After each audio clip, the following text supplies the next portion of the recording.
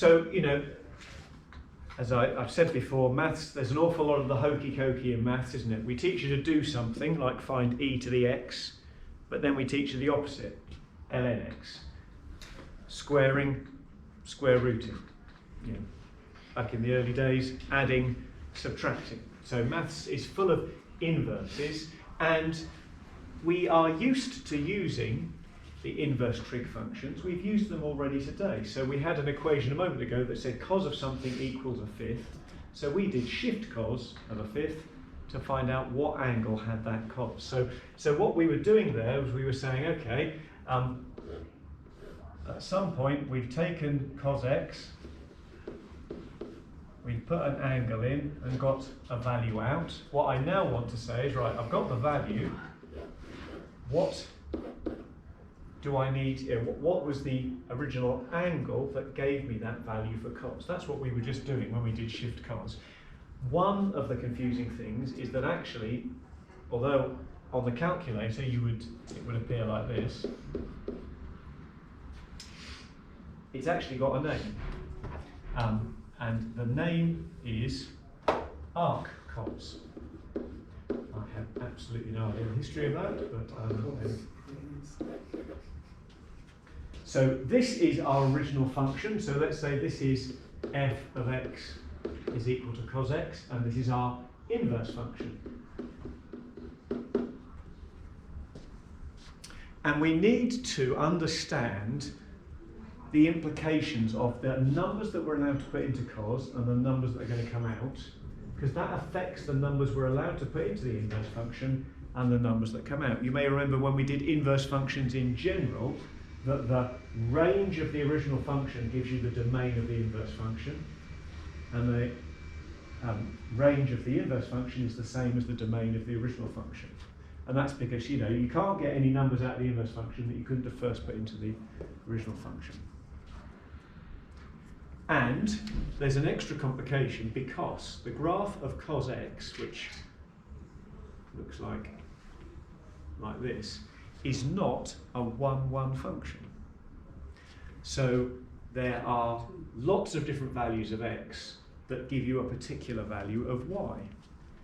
So when you come to the inverse function, we've just done it, shift cos of a fifth, we found two solutions, but there were lots and lots and lots of solutions, and this causes us a problem with inverse functions. You may remember we said you can only define an inverse function if the original function is 1 to 1. And if it isn't, you limit the domain. You say, okay, I'm only going to put certain numbers into my function, and that will make it a 1-1. And so what we do with cos is we say this, okay, we'll define the inverse cos function, but only if you promise me you'll only put angles between 0 and 180 into the original function. There's an extra complication at this point. When I plot the inverse function, do you remember what happens? Because the inverse function is a reflection of the original function in the y equals x line, this is for any inverse functions, not just trig, it means the coordinates switch. So for example, this point here is 90 degrees and 0. So when I work out what the inverse function looks like, the coordinates of that point on the inverse function will be 0, 90. Well, this is 1, so 0, 90 is going to be up here. So we can't really sketch the inverse trig functions if we're working in degrees, so we have to work in radians, which of course adds in a bit of extra complication. So in order to define the inverse of cos, we say, right, let's only use angles between 0 and pi. 180.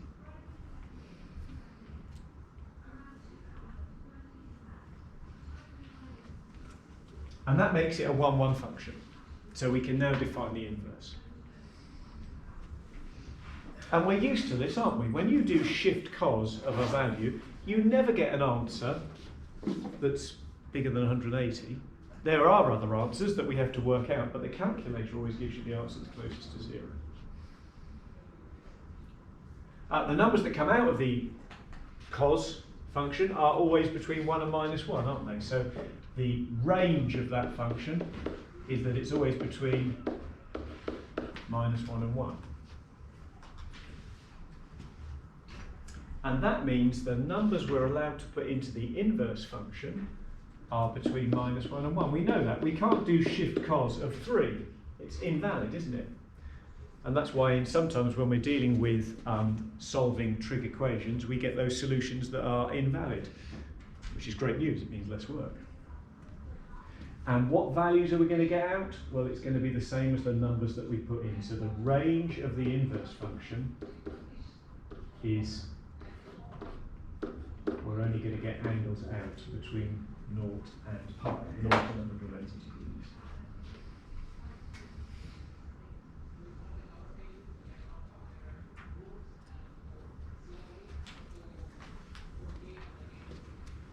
So what I'm going to try and do is I'm going to try and sketch the graph of cos x and the graph of arc cos, cos to the -1 of x, on the same set of axes.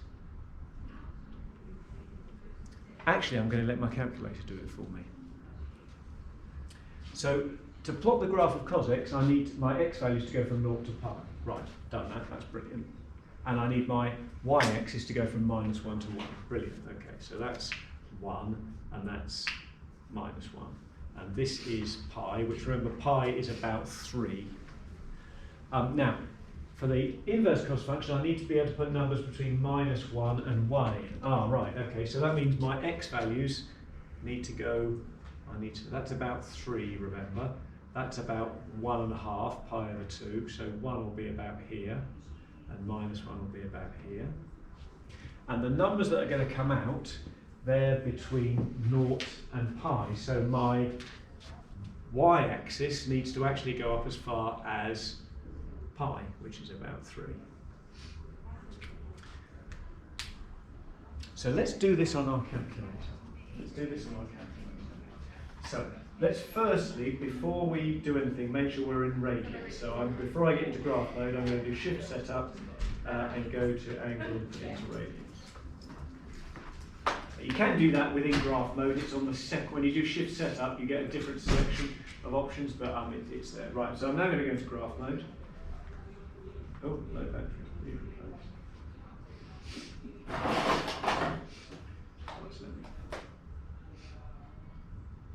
So I'm going to plot cos x, and I'm also going to plot arc cos, which on the calculator I have to type in as shift cos.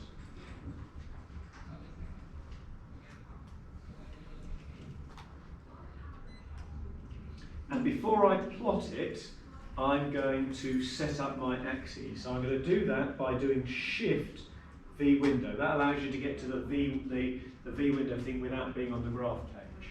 So my x values, I need to go from -1 up to pi.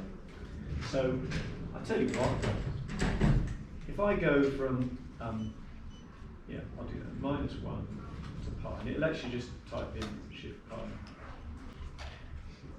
And the y values, they need to go from -1 up to pi.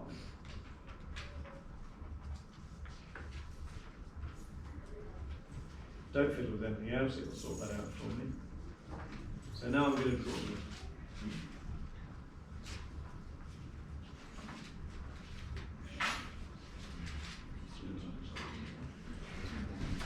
So what we've got is the graph of shift cos, inverse cos. I've also got the graph of cos, but the trouble is it's giving me the full graph of cos, not just the graph of cos for 0 to pi, which is what I want. So let's go back, all is not lost. So if we press GT, get back to here, and go to cos. If I want to limit the values here, I do this. I do comma, square brackets, which are above the plus button, Right, so I only want to evaluate cos x for values from 0 up to pi. So I'm going to go 0, comma, pi. So that's how you limit the domain and then close the square brackets.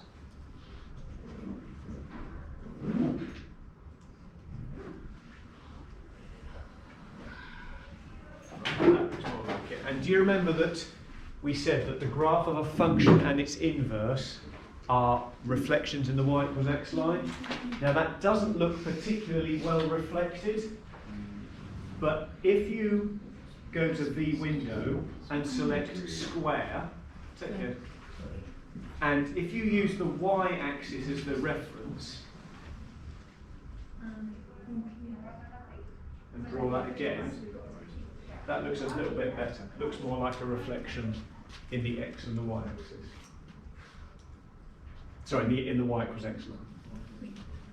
So this is the graph of cos, and this is the graph of shift cos, and it should come all the way down to 0 here.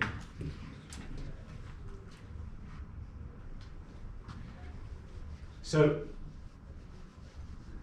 I try and, well, I can draw it. So this point here, this is pi, it's pi minus 1. So on the inverse function, that point will go to minus 1 pi. Minus 1 pi, there it is. This point here is 0, 1. So on the shift, the inverse function, it will be at 1, 0, which is there. So this is the original graph, this is the graph of the inverse. Now, all you're expected to be able to do is to sketch these graphs or maybe recognise them, and we've got a calculator that will do it. The only fiddly thing is getting the domain and range right. So that's the graph of shift cos, arc cos we call it. Should we do the same for sine?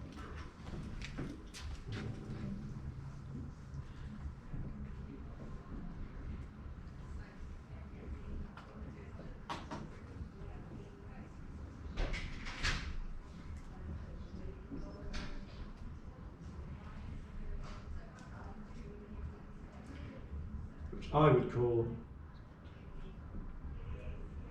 sine to the minus 1, but which is actually called arc sine.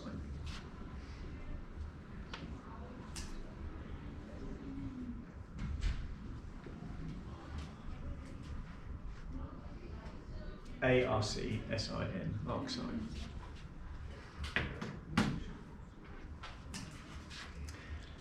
First thing we need to do is to limit the domain, because sine, like cos, is not a 1-1 function. And the same limitation we used before, 0 to pi, doesn't cut it. Because if I only go from 0 to pi, it's still not a 1-1 function. Could anyone suggest a limiting range of values which would make it a 1-1 function?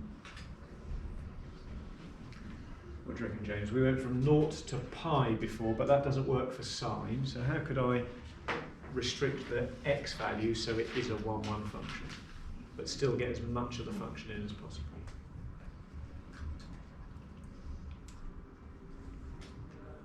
I'm not sure.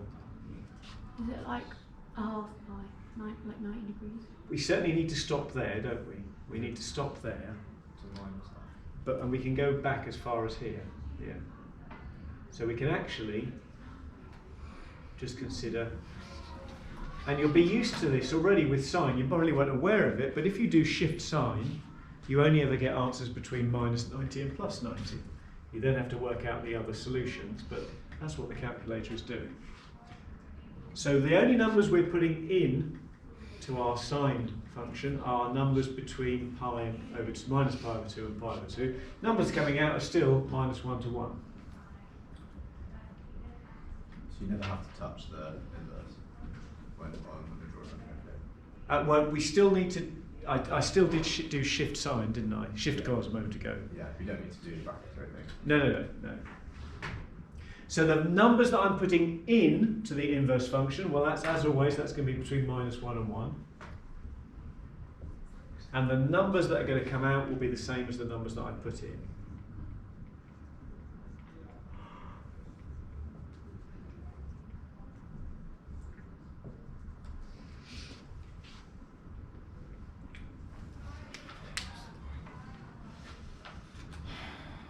So this time my x-axis needs to go from minus pi over 2 to pi over 2 to plot the original function, and my x-axis needs to go from minus 1 to plus 1 to plot the inverse function. So I'm going to, minus pi over 2 is minus 1.5 and pi over 2 is 1.5, so I'm going to go from minus pi over 2 to plus pi over 2. The y values, well, to plot the original function I need y values of minus 1 to 1, which I've got. And to plot the inverse function I need y values of minus 1.5. Pi over 2 is roughly 1.5. To plus 1.5. So I'm going to set up my axes to go from minus pi over 2 to plus pi over 2 on the x-axis, but minus 1.5, sorry, oh no, that's pi over 2 as well, isn't it? So it's minus pi over 2 to pi over 2 in both directions. And you can just type in pi divided by 2 in the V window section. So I'm going to delete those two.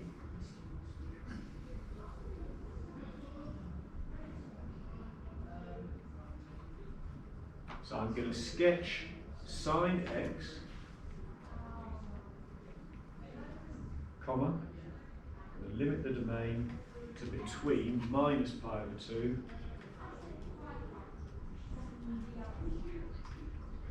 and pi over 2. I could have done that with the fraction button, whichever way you want to do it.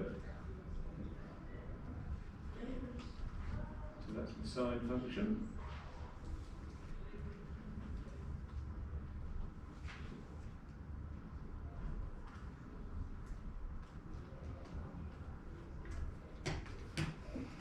I'm also going to do shift sine of x.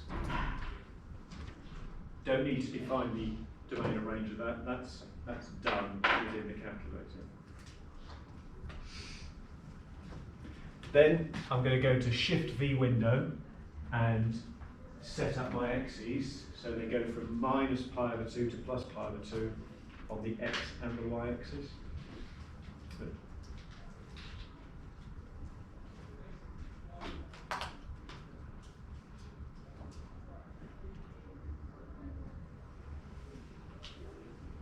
You got press equals that. Oh, right. Thank you. So minus pi over 2. So I can just type in minus pi divided by 2.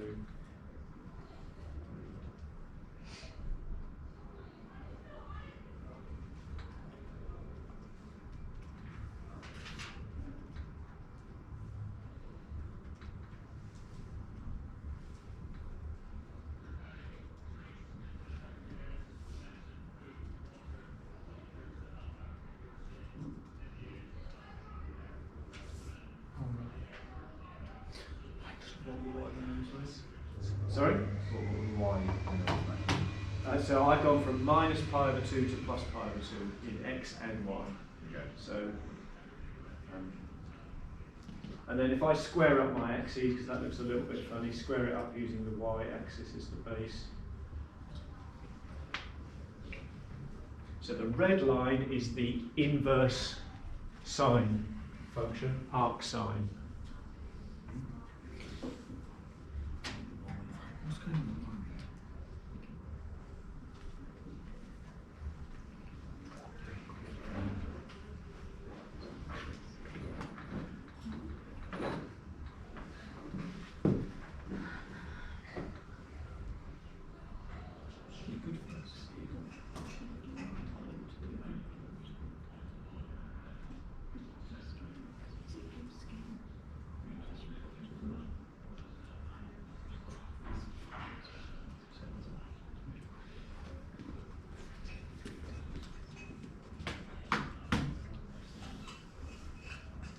So let's just do a quick question. We haven't done tan yet. As always, tan is always a bit more complicated.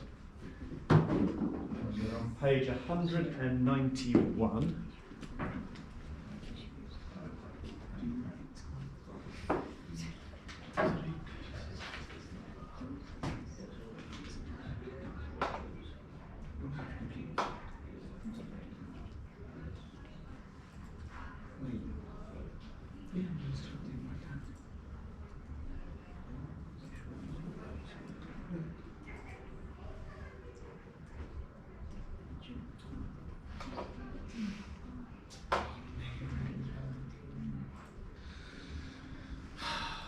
page 191, and it is question 8, I believe.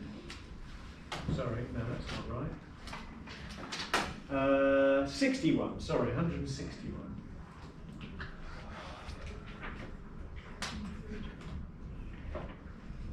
And question 6. No, question is question 161 question.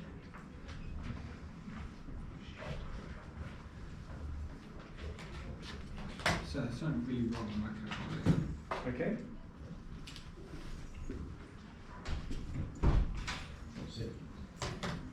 Right, you're in degrees, that's the problem then. Ah, that's So what we shift set up, and you can get to degree, there we go. You're telling me this whole time it was just because I wasn't in radians. If it actually does it, I'm actually vegan. We're going to fall out. How was I supposed to do that? You're meant to be my helper.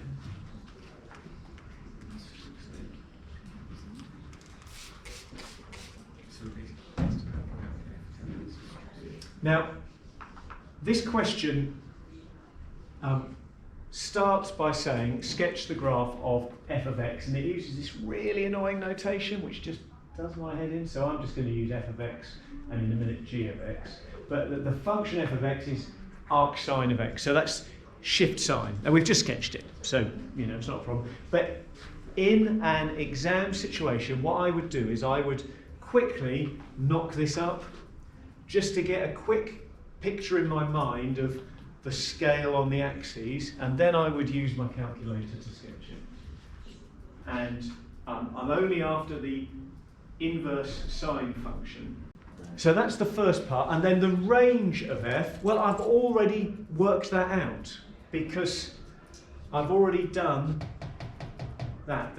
The f function arc sine of x, I know the range is, the numbers coming out will be anything between minus pi over 2 and pi over 2. So the extra little bit of effort I put in at the beginning has already reaped benefits because it's helped me sketch the graph on my calculator and state the range. So I got 3 marks for just very quickly knocking up this little cycle.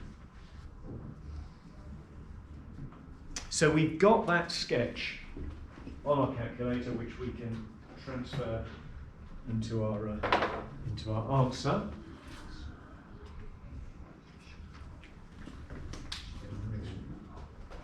Struggle to remember which way around it goes. So.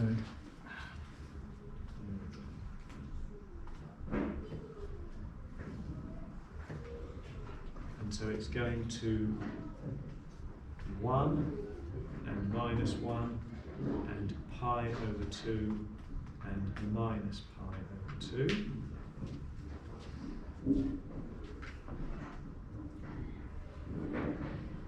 So let's have a look at the second part, part B. We are asked to sketch the graph of g of x. Now g of x is just f of x, but they've replaced x with 2x. So this is a function transformation question. So what happens when I take a graph and replace x with 2x? What sort of transformation does that give us?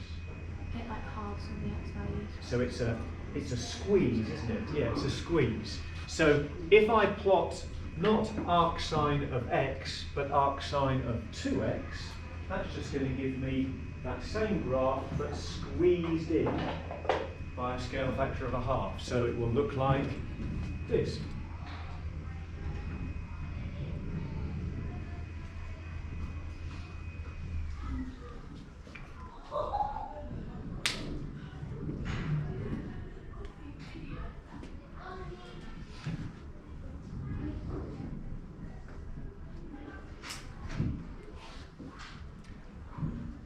Part C, what does g of x look like? Well, g of x, we've just said, it's just the same as f of x, but instead of x, you've got 2x there.